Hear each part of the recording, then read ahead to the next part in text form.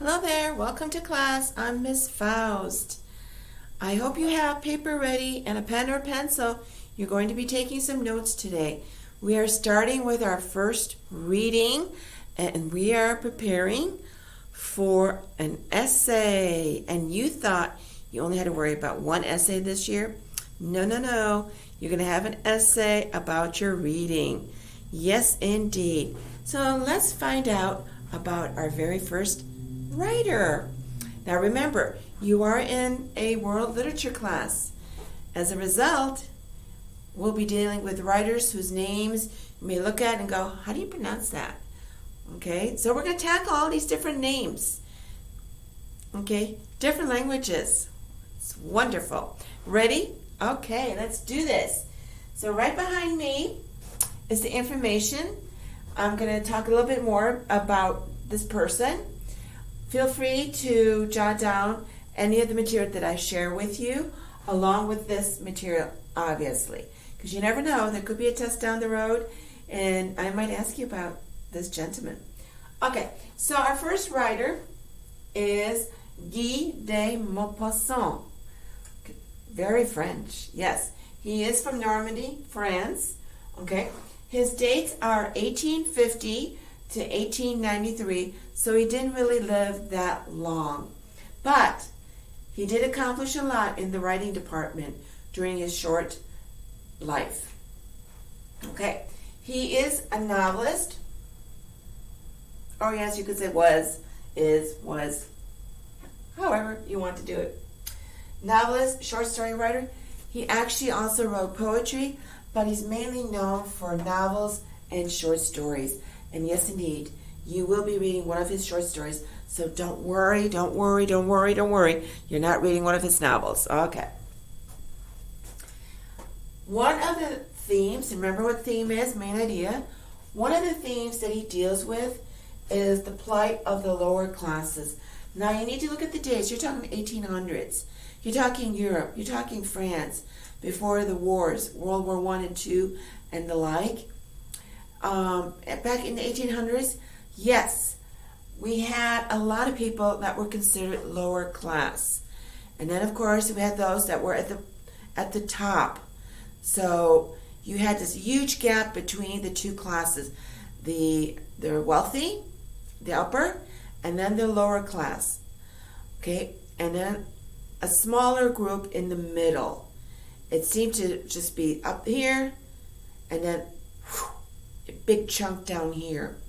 So he does deal with those people, especially with the various stresses they have, the demands that are on them, with the homelessness, with the poverty that they experience, versus again the upper class that didn't have those worries.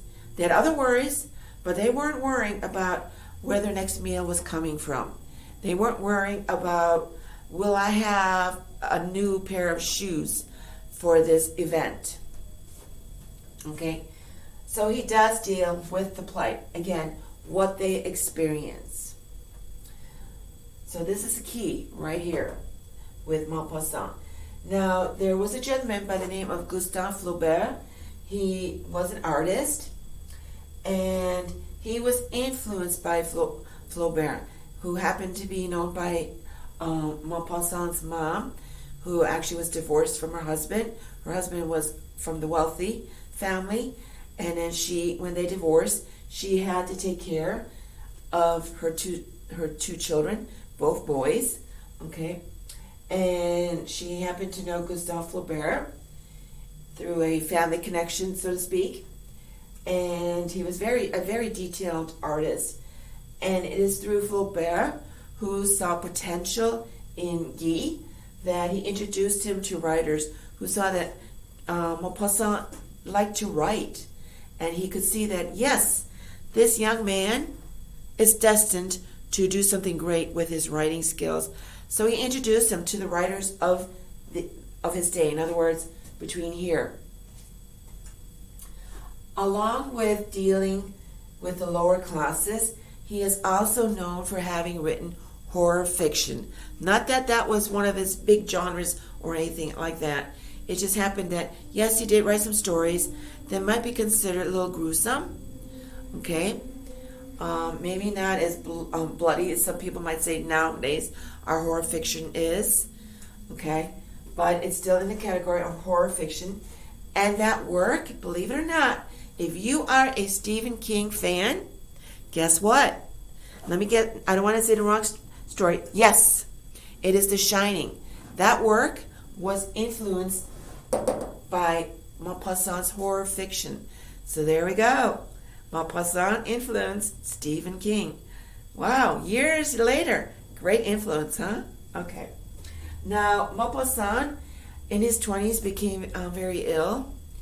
And that, unfortunately, led to, how do I want to say it? We'll just say he developed a mental illness.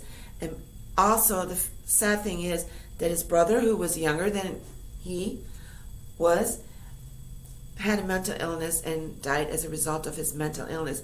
And unfortunately, in his 20s, he developed mental illness similar to his brother.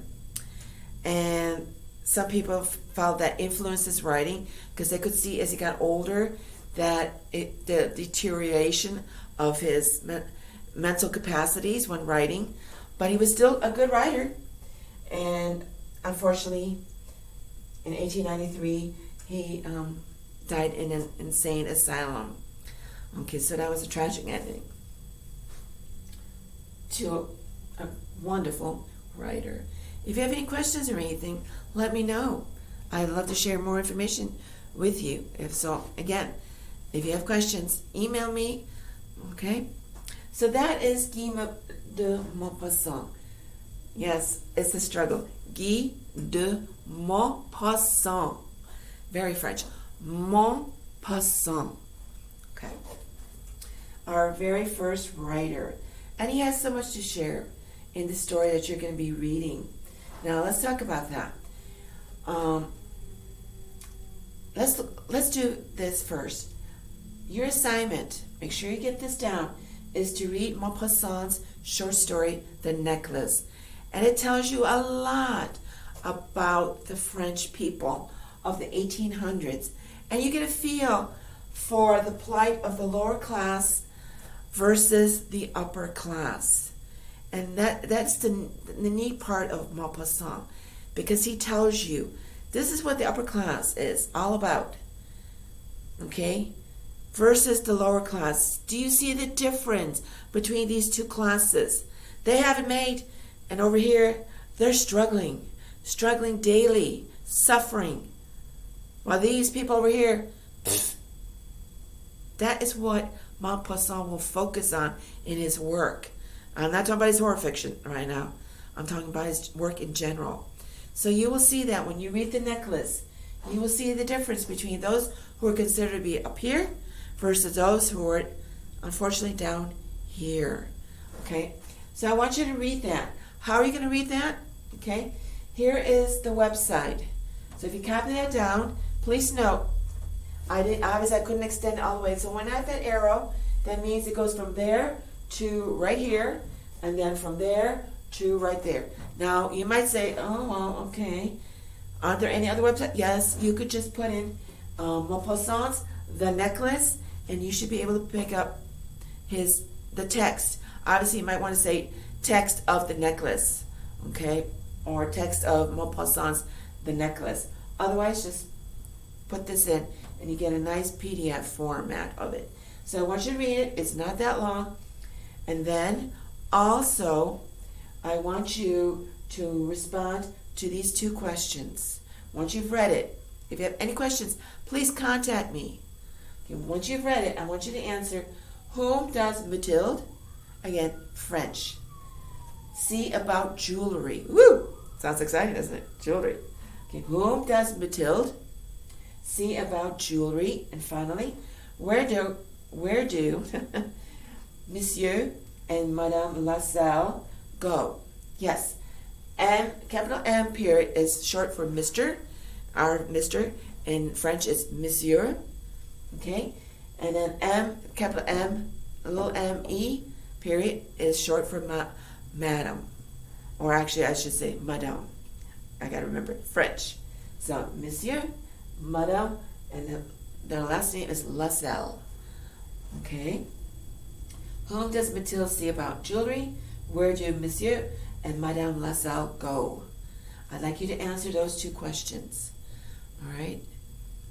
And when you're done with that, immediately send it on to me because it is due today. Next class period, I'm going to go over the highlights of the story with you. And let me make sure that I'm not going ahead. Okay? Yes, I will be assigning the essay. Okay? And I wish you a good day. Till next time. Bye-bye.